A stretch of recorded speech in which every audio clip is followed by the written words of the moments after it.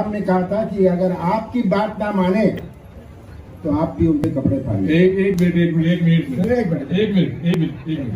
भैया, ए फॉर्म और B form में दस्तखत किसके होते हैं? पीसीसी प्रेसिडेंट के। तो कपड़े किसके फटने चाहिए बताओ। तो कुछ इसी अंदाज में भोपाल के रविंद्र भवन में कमलनाथ और दिग्विजय एक दूसरे की टांग खींचते हुए नजर आए, जिसे देखकर कांग्रेस के टिकट दावेदार असमंजस में पड़ गए। बकौल कमलनाथ शिवपुरी गुना का टिकट दिग्विजय सिंह ने बांटा, इसलिए सभी लोग उनका विरोध करें। लेकिन दिग्विजय का कहना है कि गलती का ठीकरा दूसरे पर ना फोड़ा जाए। ऐसे में टिकट बंटवारे को लेकर किसकी चल रही है ये समझना थोड़ा मुश्किल हो रहा है। जानकारों की माने तो मध्य प्रदेश कांग्रेस में मौजूदा वक्त में कमलनाथ, दिग्विजय सिंह और अजय अरुण के 3 गुट सक्रिय हैं। अजय अरुण खेमा कमलनाथ के अध्यक्ष बनने से पहले काफी पावरफुल माना जाता था। अब आते हैं टिकट बंटवारे के खेल पर। 144 नामों की लिस्ट में 69 तो सिटिंग विधायक ही हैं, यानी कि कुल 75 ऐसे उम्मीदवार हैं जिन्हें टिकट दिया गया है। जानकारी के मुताबिक महाकौशल को छोड़कर जो भी टिकट बटे हैं उसमें दिग्गी राजा की रायशुमारी रही है, जबकि महाकौशल में कमलनाथ ने बिना किसी सिफारिश के टिकट बांटे हैं। वहीं छिंदवाड़ा की 6 सीटों पर उम्मीदवार चयन की जिम्मेदारी उन्होंने अपने बेटे को दी है। इसी तरह गुना शिवपुरी इलाके में दिग्विजय सिंह की सिफारिश का खास ख्याल रखा गया। उनके परिवार से ही 3 टिकट दिए गए। दिग्विजय सिंह के बेटे जयवर्धन राघोगढ़ से, भतीजे प्रियव्रत खिलचीपुर से और भाई लक्ष्मण चचौड़ा से उम्मीदवार बनाए गए हैं। दिग्विजय के करीबी और नेता प्रतिपक्ष गोविंद सिंह के परिवार से भी 2 लोगों को टिकट दिया गया है। लाहौर से गोविंद सिंह खुद चुनाव लड़ेंगे, जबकि मेहगांव से उनके भतीजे राहुल को टिकट दिया गया है। बामोरी सीट से जयवर्धन सिंह के करीबी ऋषि अग्रवाल को टिकट मिला है। ऋषि के पिता कन्हैयालाल अग्रवाल इस सीट से 3 बार चुनाव हार चुके हैं। कांग्रेस की पहली लिस्ट में अजय सिंह के 5 करीबियों को भी जगह मिली है। अजय सिंह खुद चुरहट से चुनाव लड़ेंगे। उनके मामा राजेंद्र सिंह को भी टिकट दिया गया है। इसके अलावा नीलांशु चतुर्वेदी को भी उम्मीदवार बनाया गया है। निमाड़ को लेकर अब भी पेच फंसा हुआ है। अरुण यादव के दबाव की वजह से यहां कई सीटों को होल्ड करके रखा गया है।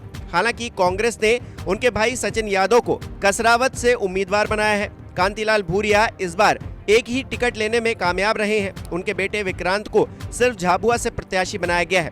भूरिया खुद जोबट से चुनाव लड़ना चाहते थे, जहां से पिछली बार उनकी बहन चुनाव जीती थी, लेकिन पार्टी ने उनकी सिफारिश को नहीं माना। वहीं जीतू पटवारी के 2 करीबियों का भी लिस्ट में ख्याल रखा गया है। सुवारसा से जीतू के करीबी राकेश पाटीदार को उम्मीदवार बनाया गया है, जबकि घटिया से रामलाल मालवीय को कांग्रेस ने मैदान में उतारा है। अब हम आपको ये भी बताते हैं कि कांग्रेस ने इस टिकट बंटवारे को लेकर किस तरह का फॉर्मूला लगाया है। दरअसल उम्मीदवार चयन के लिए पार्टी ने सभी सीटों को 3 कैटेगरी में बांटा था। पहली कैटेगरी में जहां से विधायक जीते हैं उन्हें रखा गया।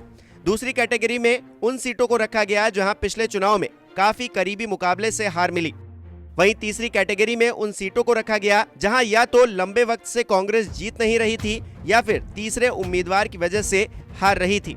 आपको बता दें कि कांग्रेस के पास वर्तमान में 91 विधायक हैं। पहली लिस्ट में पार्टी ने 69 विधायकों को टिकट दे दिया है। सिर्फ 5 विधायकों के टिकट काटे गए हैं, लेकिन उन विधायकों ने कोई विरोध नहीं किया है। इसके अलावा पिछले चुनाव में जिन सीटों पर कांग्रेस 5000 से ज्यादा वोटों से हारी थी, वहां पार्टी ने सर्वे कराए। बताया तो ये भी जा रहा है कि टिकट बंटवारे के लिए कमलनाथ और प्रदेश कांग्रेस ने अलग अलग सर्वे करवाए।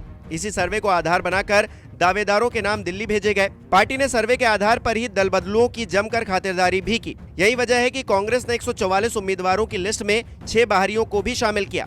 6 दल बदलुओं के साथ 7 उन नेताओं को भी प्रत्याशी बनाया गया जिनकी वजह से पिछले चुनाव में कांग्रेस उम्मीदवारों की हार हुई थी। खुद कमलनाथ ने इसके पीछे तर्क दिया।